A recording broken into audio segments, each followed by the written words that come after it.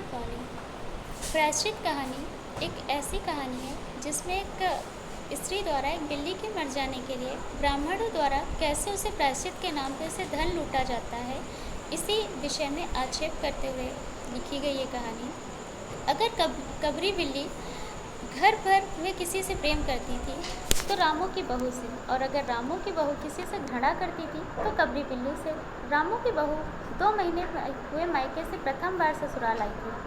पति की प्यारी, सास की दुलाई, प्यारी सी दुल्हनिया, भंडार घर की चाबी उसकी गर्दनी में लटकने लगी और सास जी ने घर की जिम्मेदारी बहू को सौंपी। माला जी और पूजा पाठ में मन लगाया तो एक लड़का जिसका नाम रामू था, उसकी नई शादी हुई थी और उसकी पत्नी पहले बार अभी ससुराल आई थी और रहना सीखा था, लेकिन उसकी सास ने अपनी सारी जिम्मेदारियां उसे सौंपकर स्वयं पूजा पाठ में मन लगाना शुरू कर दिया था।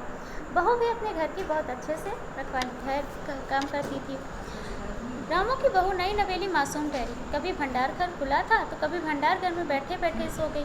जब भी कबरी बिल्ली को मौका मिलता ही दूध पर जुट जाती। बहू की जान आफत में और बिल्ली की मौज।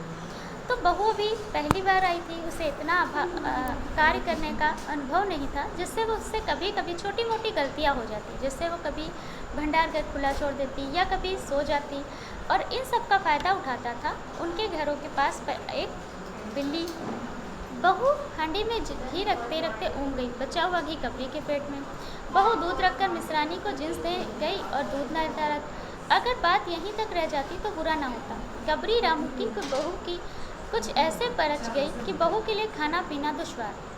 कभी कभार बिल्ली अगर खाती तो शायद बहू को बुरा न लगता, लेकिन प्रतिदिन आए दिन का ये नियम सा बन गया। बहू जब भी कोई काम में ज़रा सा इधर उधर हो जाती, कबरी बिल्ली आती और उसका खाना पीना खा जाती। आखिर रामू की बहू ने तय कर लिया कि या तो वही रहेगी या फिर कबरी बिल्ली। मोर्चाबंदी हो गई और दोनों सतर्क। बिल्ली फंसाने का कटघरा आया, उसमें दूध, मलाई और चूहे रखे गए, लेकिन बिल्ली ने उधर निगाह तक न डाली। कबरी ने थोड़ी और सरगर्मी दिखलाई। अभी तक तो वह बहू से डरती थी, पर अब बहू के पीछे पड़ गई। कबरी के हौसले बढ़ जाने से बहू का घर में रहना मुश्किल हो गया। उससे मिलती थी सांस की मीठी झटकियाँ और पतिदेव का मिलता था रूखा सूखा भोजन। अब दोनों में मोर्चाबंदी शुरू हो गई। बहू ने कसम खाई कि वो बिल्ली को पकड़ के रहेगी और बिल्ली अब सतर्कता से काम आने लगी, लेकिन अर्थात उसका बहू का नुकसान करना कम न किया बिल्ली ने। एक दिन रामू की बहू ने रामू के लिए खीर बनाई। पिस्ता, बादाम, मखाने और तरह तरह के मेवे दूध से उठाए गए।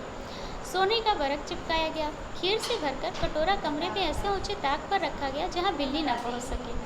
बहू उसके बाद पान लगाने लग गई। इधर बिल्ली कमरे में आई। ताक के नीचे खड़े होकर उसने कटोरे की ओर देखा। सूंघ कर देखा, माल अच्छा है। ताक की ऊंचाई अंदाजी रामू की बहू सास को पान देने गई और कबरी ने छलांग मारी। पंजा कटोरे में लगा और कटोरा जोरदार आवाज़ के साथ फर्श पे गिर गया। तो एक दिन रामू की पत्नी ने अपने पति के लिए बहुत अच्छी और बहुत प्यार से खीर बनाई, जिसमें उसने बहुत सारे मेवे, बहुत सारा दूध, बहुत तैयारी करके उस खीर को तैयार करके ऊंचाई पर रख दिया। लेकिन बिल्ली भी उतनी ही शातिर थी। महक से ही उस खीर की अच्छेपन को जान के उस खीर को खाने के लिए कटोरे को नीचे गिरा दिया। आवाज़ बहू के कानों में पहुंची। सास को सामने पान फेंक कर दौड़ी। क्या देखती है? कांच का कटोरा टुकड़े टुकड़े, खीर फर्श पर और कबरी डटकर खीर उड़ा रही है। बहू को देखते ही बिल्ली चंपत। रामू की बहू पर सिर पर खून सवार हो गया। ना रहेगा बांस, ना बजेगी बांसुरी। उसने कबरी को मारने के लिए कमर कस दी। रात भर उसे नींद न आई। पड़े पड़े सोचती रही। सुबह हुई और देखती रह गई। कबरी देहरी पर बैठी उसे बड़े प्रेम से देख रही है। बहू मुस्कुराती हुई उठी। कबरी बहू के उठते ही खिसक गई। रामू की बहू ने एक कटोरा दूध कमरे को देहरी पर रखकर चली गई। अब बहू ने कसम खा ली कि वो कबरी बिल्ली को मार ही डालेगी, और उससे मारने के लिए उसने क्या किया कि एक कटोरा दूध बाहर रख दिया। हाथ में पाटा लेकर वह घर लौटी तो देखती है कबरी दूध पर जुटी थी। मौका हाथ आ गया। सारा बल लगाकर पाटा उसने बिल्ली पर पटक दिया। कबरी न हिली, न डुली, न चिल्लाई, बस एकदम उलट गई। आवाज़ हुई तो मेहरी, मिसरानी और सास घटना स्थल पर पहुंची। रामू की बहू सिर झुकाए अपराधियों की भांति खड़ी हुई सबकी बातें सुन रही थी। बहू ने इतनी तेज पाटा मारा कि बिल्ली बिल्कुल अचेत हो गई, और जब ये सारा आवाज़ सारे पड़ोसियों ने और घर की मेहरी और सास ने सुना तो वे आई और बिल्ली को इस तरह मरा हुआ देखकर बड़े आश्चर्य में हो गई और सभी बहू को अपराधी की भांति देखने लगी, और बहू भी इस तरह के व्यवहार के बाद अचकचा गई थी।